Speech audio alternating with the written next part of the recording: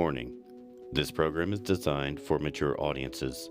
Topics being discussed are not always safe for young or immature individuals. Be aware of the people around you if listening to this openly. The opinions expressed in this show belong to the person actually making the statement. Remember that opinions are just that and may have supporting evidence or none at all. If you agree, great. If you don't, great. Tell us your views. The conversation has officially begun. There is no right or wrong, us versus them, etc. Speak your mind and be respectful. Now, on to the show.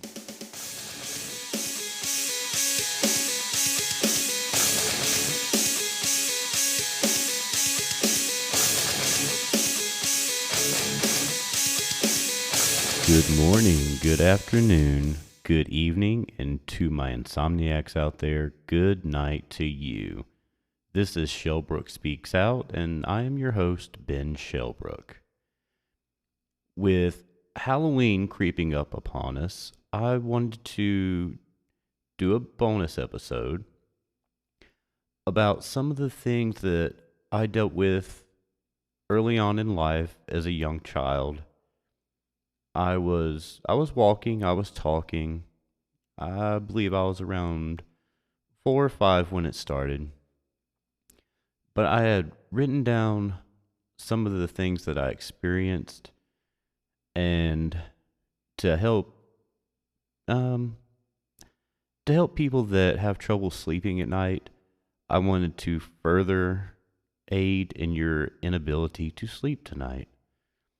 So turn off the lights, get comfortable, relax, and enjoy the episode. When I was just a child, about 4 or 5, we lived in an old house, a relic from the early 1900s. Its wooden bones creaking with age and secrets. I never heard of anyone dying there, but the air inside was always heavy with mystery. Strange things happened often, things that still haunt my thoughts until today. The first sign was the knocking. It was always there, on the walls, on the doors, like someone or something trying to constantly get our attention. My parents told me about one morning when they were jolted from sleep by a furious pounding at the door. They rushed to answer it, but no one stood outside. The knocks came again and again, and each time the door swung open to empty darkness. The last time they opened the door, they smelled smoke. Panic set in as they followed the scent to the source, an outlet behind the refrigerator, overheating and ready to burst into flames. Had they ignored the knocks, I shudder to think what might have happened. That's the only event I did not witness firsthand, but I believe it. Then there were the touches. An eerie experience I never told anyone about, but it still feels like yesterday. Some nights as I laid in bed, trying to sleep, I would feel something tickling my back, running fingers lightly along my sides, like a playful but unseen presence. It wasn't every night, but it happened enough to make me dread bedtime.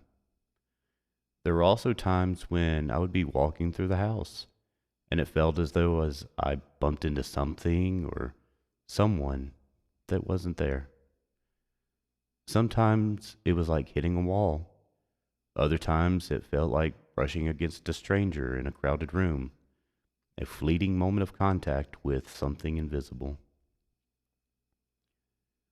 There were other moments too, small glimpses into the unexplainable, like the time my parents had friends over for dinner. I remember the house being full of people, their voices and laughter filling every corner. One of the guests, a woman, asked my mom about the bread. When was it going to come out of the oven? My mom looked at her, confused, because there was no bread baking. The oven had been off for hours. But the woman swore she could smell it, fresh and warm. My mom brushed it off as a joke, but the woman, stubborn, went to go check for herself. She opened the oven, and of course, it was cold and empty. Yet she insisted the smell had been so strong, as if the phantom bread had been pulled from the oven in some other realm. Not all of the strange happenings were so harmless. Sometimes when we returned from being away for a night, the air in the house was thick with the smell of fresh onions and fresh dirt. It was unsettling, as though the house had been occupied by something during our absence. Things in the house rarely moved on their own, but one moment stands out. My father and I were sitting in the living room watching TV. Suddenly, the door that led into the living room began to open, slowly, creaking as if someone had grasped the handle and turned it. We both froze, watching in disbelief. The door continued to open until I couldn't take it anymore. Being a little kid at the time, I did what I had always been told to do when I left a door open. So I yelled back at the door, or towards the door, and I said, "Shut the door." To our shock, the door paused for a moment and then slowly started to close. It moved even more deliberately than it had when it was opening, until bam! It slammed shut with such a force that it rattled the walls. We never saw the door move again on its own, and I never dared to yell at anything strange in that house again either. The old television had its own quirks too. Back in the 80s, we didn't have remote controlled TVs in our household.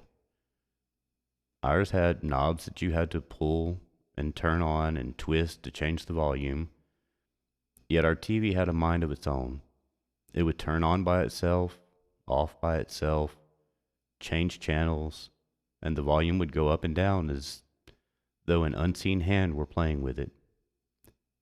We did have a remote for our VCR, and it would vanish for weeks at a time, only to reappear in strange places far from where we had left it. The strangest thing I ever saw happened early one morning. I was in the living room again, watching cartoons, when something impossible happened.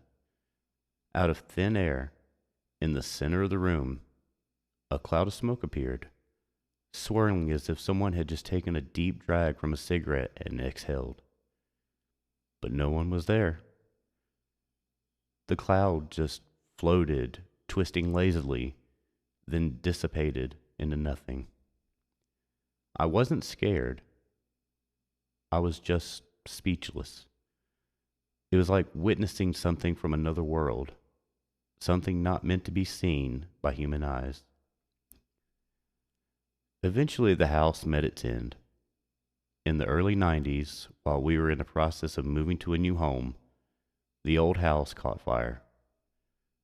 The gas furnace malfunctioned, caused an explosion so powerful it lifted the roof off of the second story. The room most damaged was the one my father would have been sleeping in that night had he not been working late. The explosion would have killed him instantly. Was it luck that we weren't there when the house finally gave in to its dark energy? Or was something else protecting us? I'll never know.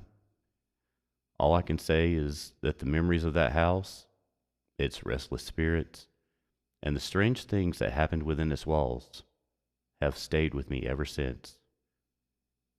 And they always will.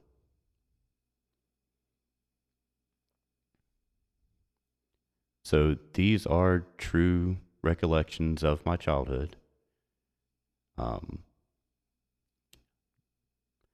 Never really shared them with anyone outside of the family.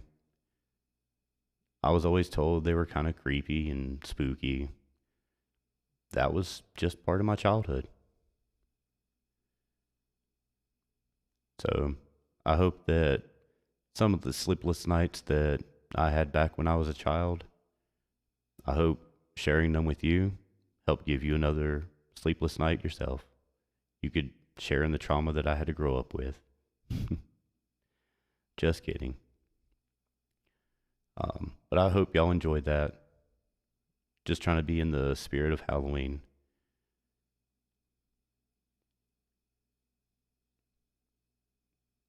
As always, I would like to thank Intertwined for the intro and outro music. You guys rock. Y'all are great. If you would like to help support the channel, you can do so by going to benshelbrook.com. Up in the upper right corner, click on the support button. There's also Buy Me a Coffee. There's a link in the description. Also on benshelbrook.com, there is Brandon merch there now if you'd like to give that a look. I always appreciate the likes and reviews and comments. Until next time, I'll catch you later. Sleep well. Bye-bye.